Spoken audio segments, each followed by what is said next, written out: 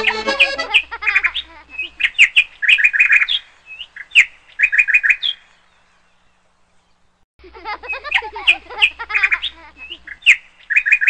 morning, dear students. I welcome you to your next lecture of science.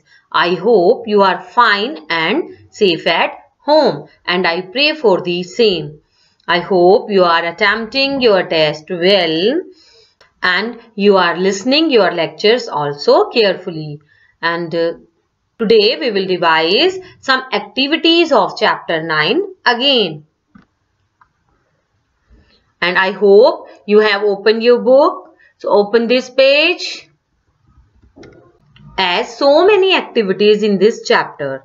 First we discuss physical properties of water. Water is matter. It can exist in 3 states: solid, liquid and gas.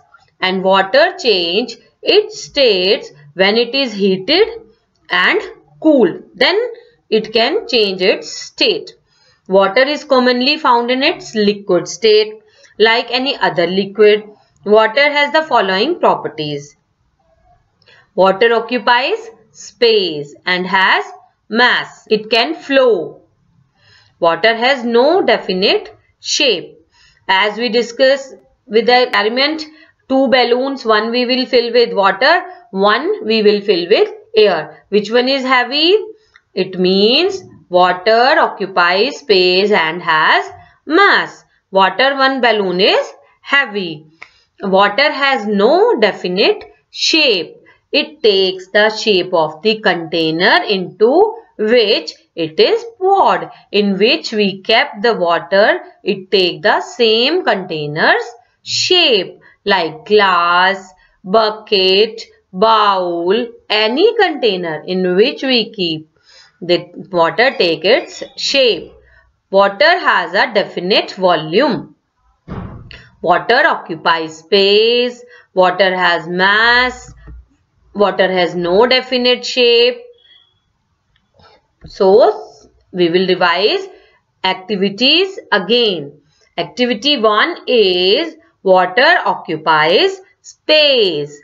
Take an empty glass. You can say to your elder ones, your parents, anyone elder one at your home, you can say, take an empty glass, pour water into the glass. Put the water into the glass. What happened to the space occupied by air inside the glass? Water pushed out the air and filled that space. Water take the place of air. So it means water occupies space. And activity 2 is showing water has mass. Take 2 balloons. With the help of an adult or any elder one, fill water in one balloon. Tie the balloon. Now fill the other balloon with air. Tie the balloon again. Hold the air-filled balloon in one hand and in other hand hold the water-filled balloon. Now you will yourself will observe which one is heavier. You yourself will feel which one is heavier, water one balloon or air one. Definitely water one balloon is heavier than air one balloon. So it shows water has mass. So turn your page now. Water has no definite shape. Fill water in a glass and pour it into a bowl. The same water you will put in a bowl, in a jug, in a glass. What you will observe? Observe the change in the shape of water. It takes the shape of the bowl. Now pour the bowl of water into a jug. What do you observe? That water takes the jug's shape. What do you find? Water takes the shape of the jug. It proves water has no definite shape. After that, we will discuss water and water solutions. Mixing a solid in a liquid. Take a glass of water. You will say to your elder ones, please give me a glass of water. Add a spoon of salt in it. Mix it well. Do you see what happens in the water? Observation is, no, the salt had disappeared in the water. We say that salt has dissolved in the water. And taste the mixture of the salt and water. What do you find? It tastes salty. It means salt can dissolve in water and it is soluble impurities. This is soluble substance. Salt, sugar are soluble substance. After that, we discuss salt and water are matter. They are made up of molecules. When salt is added to water, its molecules occupies the empty space present between the molecules of water. That's why it is mixed with water. That's why it mixes in the water, because the molecule space which are empty in the water, the empty space is taken by the salt's molecules. A solid that dissolves in a liquid is called a solute. Means salt, sugar, which things we are dissolved in water, which can be dissolved in water, in liquid, that things are called solute. A liquid in which a solute dissolves is called solvent, and in which we dissolve the salt, sugar, that liquid is called solute.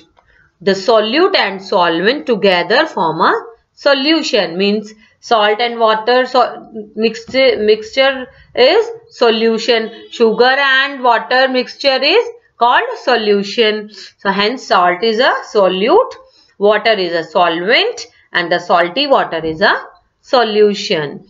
Water is a wonderful solvent as it can dissolve many substances. Because of this property, we can use water for many activities such as washing, cooking and making drinks such as lemonade. So many activities. Without, either we can say without water it is impossible on earth, like washing, cooking and drinks like lemonades. So I hope now you understand very well about the precious value of water. You will not waste water. While you are brushing your teeth, you will turn off the tap. While you are after cleaning your face and after cleaning your hands, you will turn off the tap. And while you are brushing your teeth, you will keep the tap off.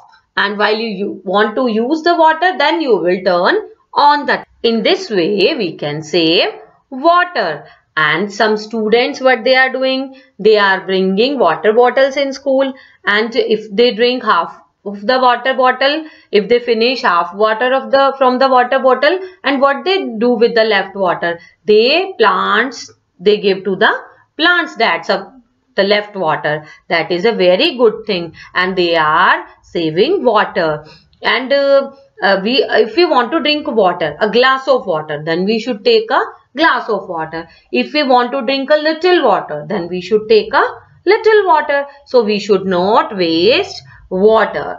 So I hope you understand very well about the values of water, and you will also make this habit. Not only we are reading and guiding others that we should not waste, we should apply these things in our habit. So I hope for today it is sufficient and you will not face any difficulty. It's exercise part in its test time and in question answers time. So I hope for today it is sufficient. I'll meet you in your next lecture. Till then, bye.